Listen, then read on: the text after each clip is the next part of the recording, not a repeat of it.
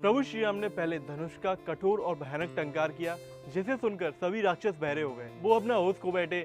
अब राक्षसों को समझ में आ गया था कि ये बालक बहुत शक्तिशाली है। उन्होंने अनेकों प्रकार के अस्त्र शस्त्र श्री राम पर चलाए, पर श्री राम ने उन सभी के हथियारों को तीली की तरह काट डाला। फिर श्री राम ने अपना धनुष उठाया और बाण चलाना शुरू किया। वो नजारा इतना भयानक था कि मानो आसमान से सांपों की बरसात हो रही हो।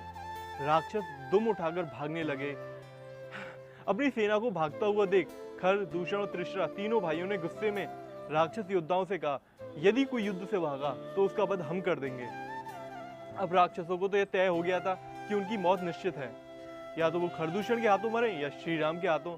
तो उन्होंने श्री राम के हाथों मरना ज्यादा सही समझा। अब जो राक्षस योद्धा भाग रहे थे वो रुके और उन्होंने लौटकर श्री राम पर हमला करना शुरू किया।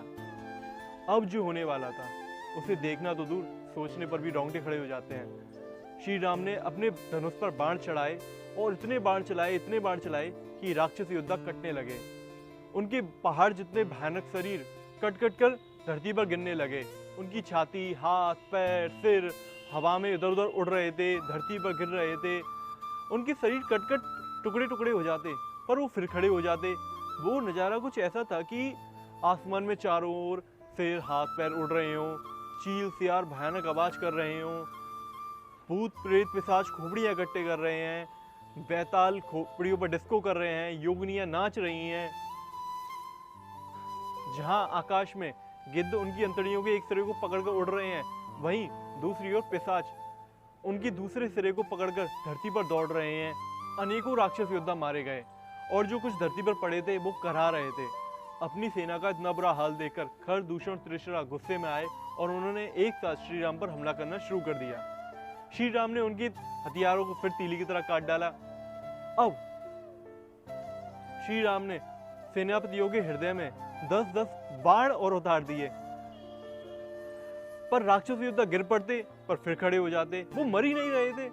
ये सब देखकर देवता डर रहे थे कि राक्षस 14,000 हैं और वहीं श्री राम जी अकेले। मुनियों और देवताओं को डरा हुआ देख श्री राम जी ने भी एक माया रच दी। उन्होंने कुछ ऐसा किया कि जिससे राक्षसों को खुद के ही साथी श्री राम दिखाई देने लगे और वो एक दूसरे से ही लड़ने लगे। वो कह रहे थे कि यही राम है, यही राम है, इसे मारो, इसे मारो। इस तरह से वो राम राम कह रहे थे और मरते जा रहे थे और मोक्ष को प्राप्त होते जा रहे थे। आखिरकार युद्ध समाप्त हुआ। सभी राक्षस योद्धा मारे गए, खर, दूषण, त्रिशरा मारे गए। आसमान में नगाड़े बजे, आकाश से देवताओं ने श्री राम पर फूल बरसाए। अब ये सब हो जाने के बाद सुपर्णखा भागकर रावण के पास गई और रावण को श्री राम के खिलाफ भड़काया।